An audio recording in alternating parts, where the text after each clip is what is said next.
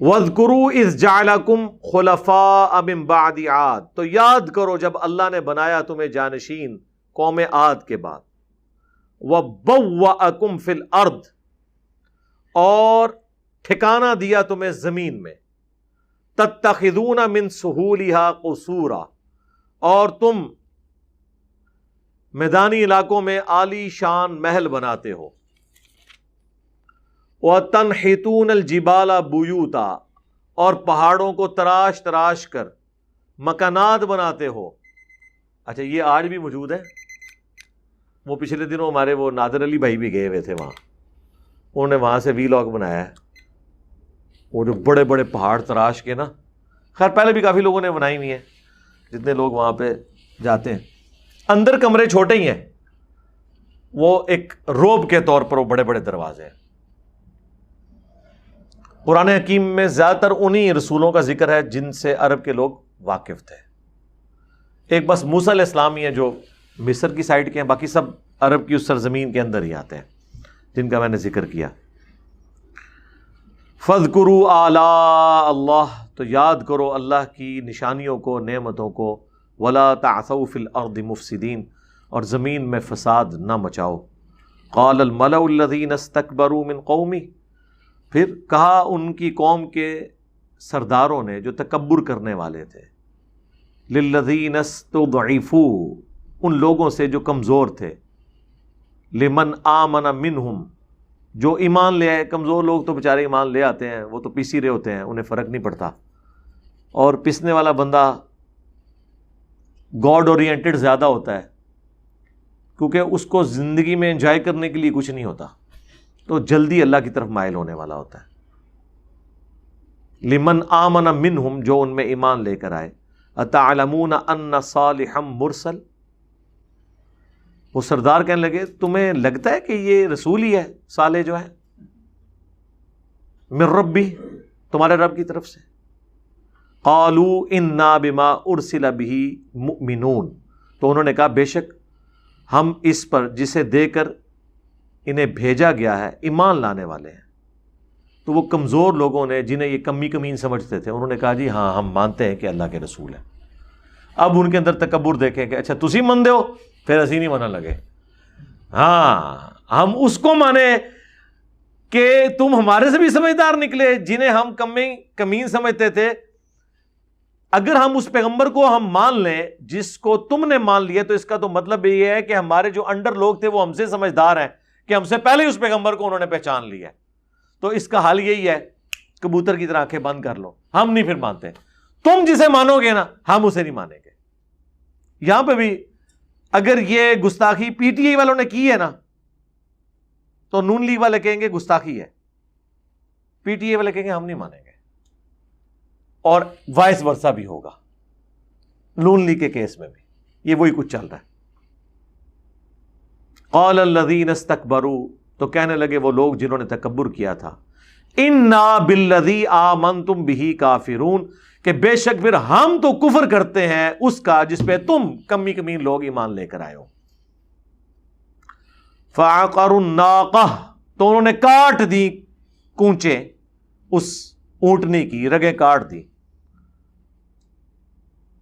وعتوا، اور انہوں نے سرکشی کی. عن امر ربہم، اپنے رب کے حکم سے. وقالوا یا صالح، اور کہنے لگے اے صالح. ایک تو یہ کام ڈال دیا انہوں نے جو حضرت صالح نے پہلے کہا تھا کہ اگر اونٹنی ماری تو اللہ کا عذاب آئے گا، مارنے کے بعد کہنے لے آیا عذاب. یا صالح ائتنا بما تعدنا ان کنت من المرسلین، لے آ وہ عذاب اے صالح جو تو ہمیں وعدہ دیا کرتا تھا اگر تو رسولوں میں سے. ان کنت من المرسلین، اگر تو رسولوں میں ہے. فاخذتهم الرجفہ، تو انہیں آ لیا زلزلے کے جھٹکوں نے. فاصبحوا فی دارہم جاثمین، تو وہ صبح کے وقت اپنے گھروں کے اندر ہی منہ کے بل لیٹے ہوئے مردہ حالت میں پائے گئے. فتولی عنہم، تو صالح علیہ السلام نے منہ پھیر کر ان کی طرف جب دیکھا. وقال یا قوم، تو بڑی حسرت کے ساتھ کہا اے میری قوم. لقد ابلغتکم رسالۃ، بے شک میں نے تمہارے تک اللہ کا پیغام پہنچا دیا تھا، رسالت ربی، جو میرے رب نے مجھے دیا تھا، وَنَصَحْتُ لَكُمْ، اور میں نے تمہاری خیر خواہی کی، نصیحت کی، وَلَٰكِن لَا تُحِبُّونَ وَلَٰكِن لَا تُحِبُّونَ النَّاصِحِينَ، لیکن تم ہی نصیحت اور خیر خواہی کرنے والے سے محبت کرنے والے نہیں تھے، خیر خواہی کو تم نے پسند نہیں کیا۔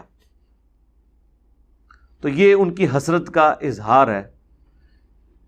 بیسیکلی ان کو کیا کہنا تھا، وہ اپنے آپ کو تسلی دے رہے تھے اس حوالے سے کہ میں نے تو اپنا پیغام پہنچا دیا۔ پیغمبر رقیق القلب ہوتے ہیں، جب امتوں پر عذاب آتا ہے نا، یہ چیز بھی ان کو تکلیف دیتی ہے۔ ان کی کبھی خواہش نہیں ہوتی ہے کہ ان کے مخالفین پہ بھی عذاب آئے، ان کی تو خواہش ہوتی ہے کہ وہ بھی اہل ایمان میں شامل ہو جائیں آخری وقت تک۔ لیکن جب وہ سرکشی پہ اتر آئیں تو پھر ظاہر ہے اللہ کا کوڑا تو پڑتا ہے۔ ہمارے نبی علیہ السلام کو اللہ تعالیٰ نے قرآن میں جگہ جگہ اس چیز کے اوپر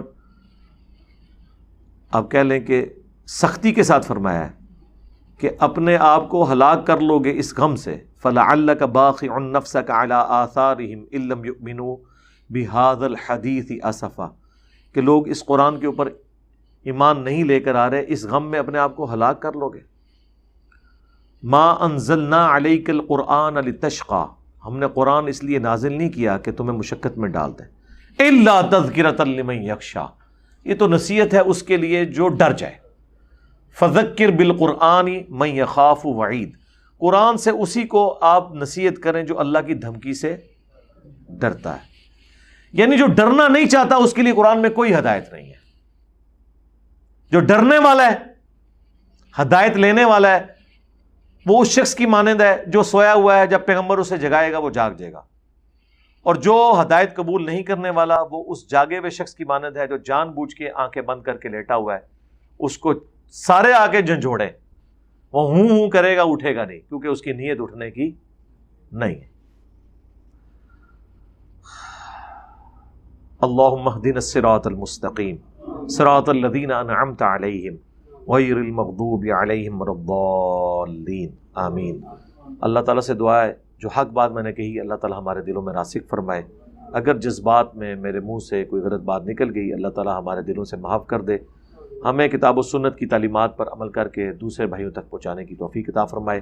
سبحانک اللہم و بحمدک، اشہد ان لا الہ الا انت، استغفرک و اتوب الیک، وما علینا الا البلاغ المبین۔ جزاکم اللہ خیرا۔